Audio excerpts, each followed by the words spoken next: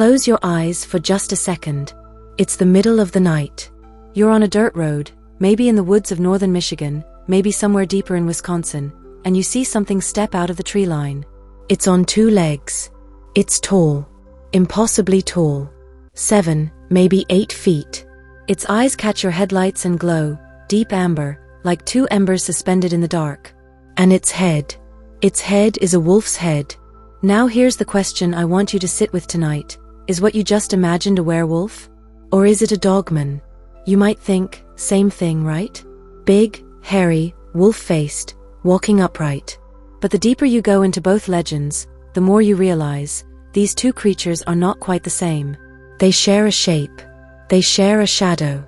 But something fundamental separates them. Tonight, we're going into the woods to find out what.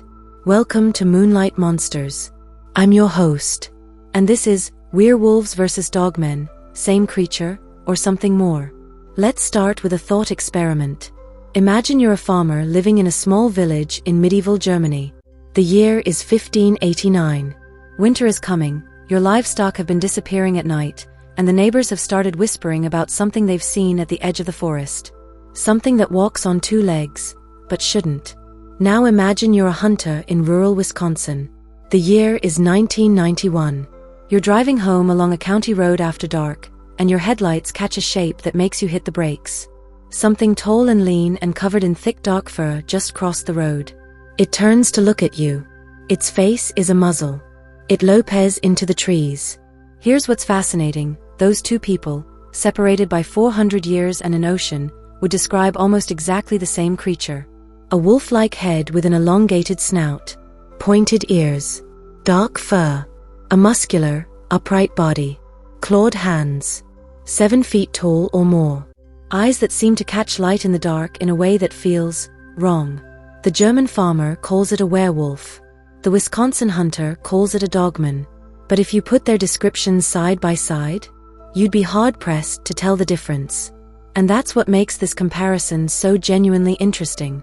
These aren't just vaguely similar legends. The physical overlaps are precise. Both creatures are nocturnal. Both are described as disturbingly large, well beyond any natural animal. Both move with a kind of deliberate intelligence. Not the blind instinct of a wild predator. Something more calculated. Witnesses consistently describe a moment where the creature stops, turns, holds eye contact, almost like it's deciding what to do with you. That detail shows up in both werewolf accounts from medieval Europe and modern dogman reports from Michigan and Wisconsin. And it's that detail that unsettles people more than anything else, more than the size, more than the fur, more than the fangs. Because wild animals don't pause to consider you. Whatever this thing is, it thinks.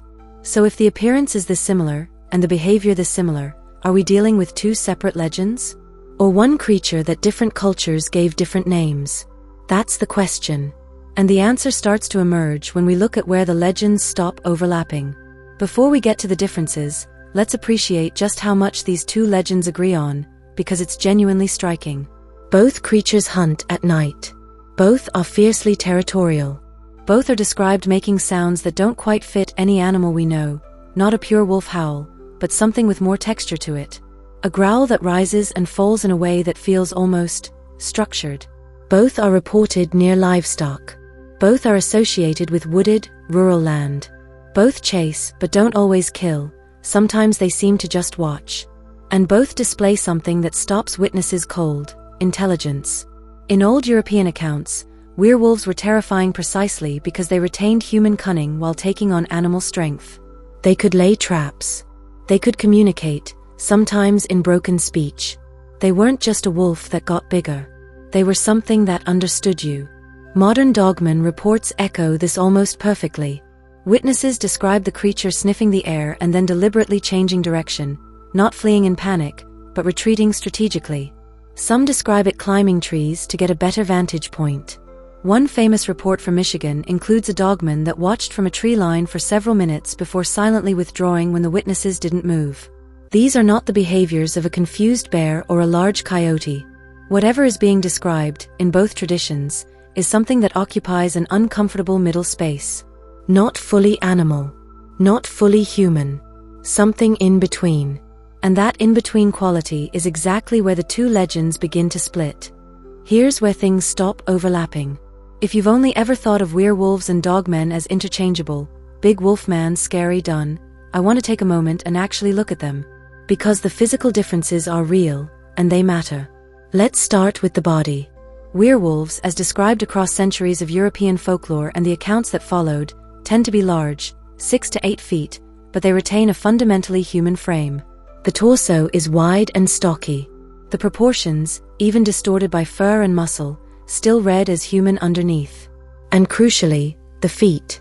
Werewolves, almost universally, are described with plantigrade feet, meaning flat to the ground, like a person. Like ours. Dogmen are different. Reports consistently place them taller, 7 feet, 9 feet, some accounts reaching 12. But more than size, the shape is different. Leaner. More elongated. And the legs, this is the giveaway, are digitigrade. They walk on their toes, like a canine. If you've ever watched a dog trot across a room and noticed how the ankle sits high off the ground, dogmen have that. It changes the silhouette completely. It changes the movement completely. Think about what that means visually. A werewolf walks like a man who's been transformed. A dogman moves like a wolf that decided to stand up. Same destination, bipedal, different starting point. Now the head. This is where the emotional distinction lives. Werewolves are almost always described with shorter snouts, not fully human, but not as extended as a true canine profile. And in those eyes, witnesses often describe something recognizable. Something tormented. The old accounts say you could see the person trapped inside the beast, behind those eyes. Dogmen have none of that. The snout is long. Fully canine. The profile is sharp and angular, no softness, no ambiguity. And the eyes, described as piercing red or bright amber, are utterly unreadable. There's no trapped soul in there. No human sorrow. What witnesses describe is something looking at them with the calm, calculating focus of an apex predator. And then the smaller details that add up. Werewolves rarely have tails. Dogmen often do. Werewolf fur is sometimes described as patchy, especially in transformation accounts, as if the body hasn't fully decided what it wants to be yet.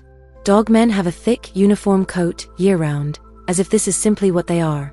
So here's the distinction that I keep coming back to, the one that I think really frames everything else. Werewolves are more man than wolf. Dogmen are more wolf than man. That sounds simple. But follow that thread and everything changes, where they come from, what they mean, what they want. Which brings us to American soil. It's 1887. Wexford County, Michigan. The lumber industry has carved deep into the northern forests. Small settlements sit at the edges of wilderness that stretches for hundreds of miles.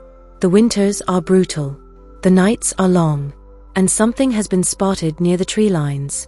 The first recorded Dogman account from Michigan describes a creature standing roughly 7 feet tall, covered in dark fur with, and here's the detail that sets it apart, blue eyes. Pale, clear blue eyes in a wolf's face. The witnesses were lumberjacks, men not prone to flights of fancy. They didn't have a word for what they saw. They just knew it wasn't a bear. It wasn't a wolf. It walked upright, and it watched them the way a man watches something he hasn't decided about yet. The Dogman legend in Michigan acquired a strange pattern over the following century. Sightings seem to cluster in years ending in 7, 1887, 1917, 1957, 1987.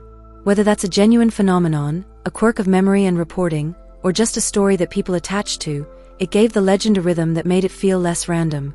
More intentional. Reports multiplied across the state over the decades. Paris. Luther. Grand Haven. A hunter who spotted a tall dark shape standing in his driveway at 3 in the morning.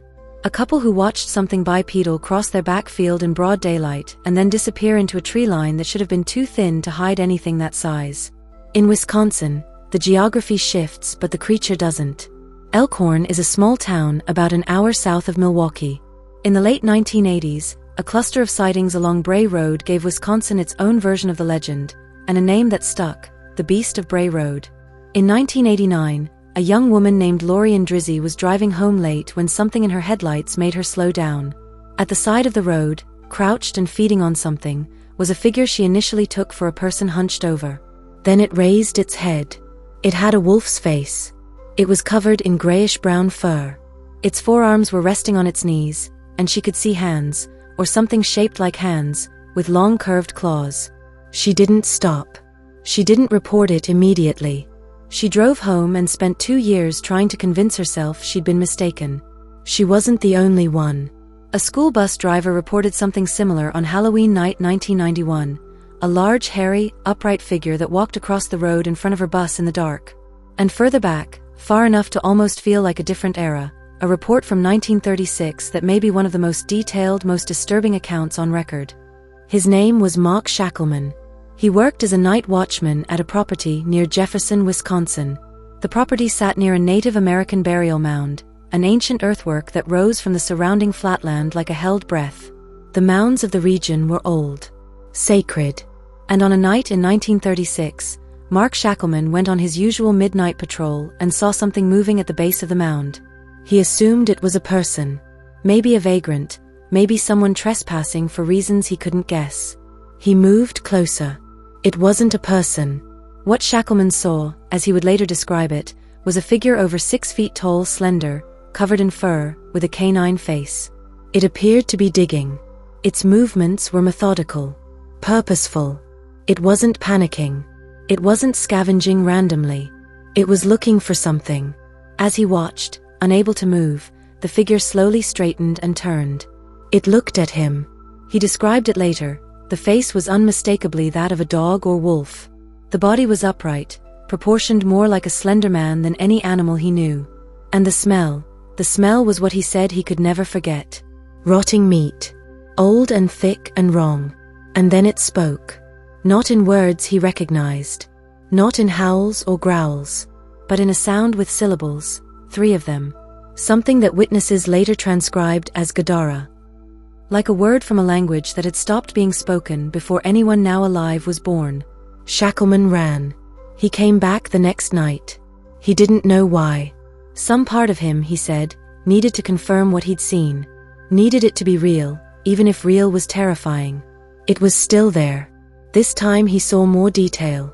What he'd thought were clawed hands were more complex. He noted shriveled thumb-like protrusions and smaller finger-like digits. Long fangs.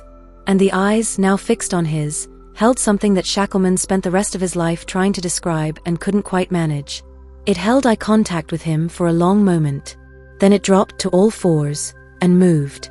Not with the awkward clumsiness of something forced into an unnatural shape. With ease. Like this was simply its other mode of travel. It disappeared into the dark beyond the mound. Mark Shackleman was a religious man. He said he prayed on both nights. He never saw the creature again. But he also never stopped thinking about the sound it made. Gadara. So here's the question this account forces. What was Mark Shackleman looking at? By European standards, the bipedal wolf-like figure, the intelligence, the speech-like vocalization, you might say, werewolf. But the profile is all wrong for the European tradition. The fully canine face. The ease of quadrupedal movement. The thick uniform fur. The calm predatory focus with no trace of human anguish behind those eyes. By the emerging American taxonomy, Dogman. This account sits right at the seam of the 2 legends. And it refuses to fall cleanly to either side. The reports haven't stopped. If anything, they've accelerated, or at least, the platforms to share them have. In the past 3 decades, sightings have been submitted from Ohio, Michigan, and Wisconsin in clusters that map onto the Great Lakes region like something territorial. Alberta, Canada. The swamp corridors of Louisiana. The scrubland of South Texas where the trees thin out and whatever's moving through them is easier to see. And the reach has gone international. A video circulated from Argentina in 2023 showing something bipedal moving at an unusual gait through a rural area. Unverified, as most footage is, but consistent enough with existing descriptions to generate serious discussion. A report emerged from Scotland in early 2025, from someone who'd been hiking the slopes near a highland estate in winter and encountered something watching them from a ridge. Tall, upright, profoundly wrong in its proportions. And a photograph from Quebec woodlands generated debate about whether the figure at its edge was misidentified wildlife or something else. Global. Persistent. Remarkably consistent in the details that matter. But here's the key thing that modern sightings almost never include: shape-shifting. No one in a current Dogman account describes watching a man become a wolf. There's no full moon trigger, no curse, no transformation sequence. The creature simply is what it is, already arrived, already itself, already watching. That element, transformation, belongs almost entirely to the European werewolf tradition. And it's not a small detail. It's the central detail. The werewolf's horror, for most of its history, was that it used to be someone. A neighbor, a husband, a priest. Transformation meant the monster was always potentially inside someone, waiting. Dogmen don't carry that weight. They're not fallen humans. They're not cursed souls. They're something that simply exists beyond the tree line, and always has. Werewolves transform. Dogmen simply exist. That single difference is perhaps the deepest one of all. So why do two such similar creatures carry such different cultural weight? In medieval Europe, the werewolf became something specific and loaded. It became a metaphor, a symbol for the savagery lurking beneath civilization, for sin, for the parts of human nature that the church and society worked hard to suppress. The werewolf wasn't just a monster, it was a warning. This is what you become when you give in. Real people were tried as werewolves. Real people confessed, sometimes under torture, sometimes not, to transforming and killing. Peter Stump in 16th century Germany. The werewolves of Poligny. The werewolf of Chalons. These weren't just stories. They were legal proceedings. The werewolf was embedded in the moral architecture of an entire civilization. In America, something different happened. The Dogman didn't get a trial. It got a podcast. I mean that sincerely and without mockery. The Dogman emerged into a culture that processes mystery differently, through the lens of cryptozoology, of folklore as data, of eyewitness testimony shared openly in communities that take it seriously without attaching theological stakes to it. The Dogman is a wilderness predator legend in the tradition of Bigfoot and the Mothman, real enough to investigate, mysterious enough to sustain years of inquiry. One became mythic morality, the other became modern mystery. But both, at their core, are about the same human fear. Fear of what waits beyond the tree line. Fear that the dark isn't empty. Fear that something out there is older than we are, and smarter, and watching, and has no particular interest in being understood. That fear is ancient. It was there before the werewolf had a name. It's still there now, generating new sightings every year from people who had no intention of becoming part of a legend. So, where does that leave us? Let me lay out the possibilities as I see them, and I want you to sit with all of them, because I don't think any single one is definitively wrong. Possibility 1. The Dogman came first. Early encounters with something real, some unknown creature, seeded the stories that became werewolf mythology. As those stories crossed to Europe and were filtered through Christian theology and a culture that needed moral metaphors, the creature became the werewolf. The transformation element was added. The human soul in agony was added. The creature we actually encountered got buried under the legend we needed. Possibility 2. The werewolf evolved into the Dogman. As European folklore crossed to the New World, it shed its medieval moral weight and settled back into something rawer. Without the theological framework, without the weight of trials and confessions, the shape-shifting human element faded. What remained was the creature itself. Simpler, less burdened, more wolf than man. Possibility 3. These are entirely separate phenomena that happen to share wolf imagery.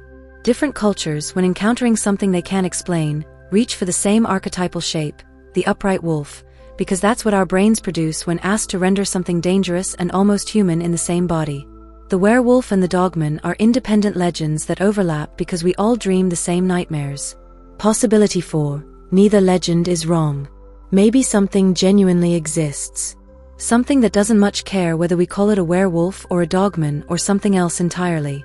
Something that walked out of that burial mound in Wisconsin in 1936, made a sound with 3 syllables, and walked back into the darkness, and is still out there, in some version of these woods, waiting for whoever comes close enough to confirm it. If you were standing on that road tonight, Michigan backcountry, 2 in the morning, nothing but your headlights and the trees, and a 9-foot figure stepped out of the dark and looked at you, would you call it a werewolf? Or a Dogman? Or would you realize, in that moment, that the name doesn't matter at all? Thank you for spending another night in the dark with us. If this episode got under your skin, share it with someone who won't sleep well tonight. And until next time, stay out of the woods.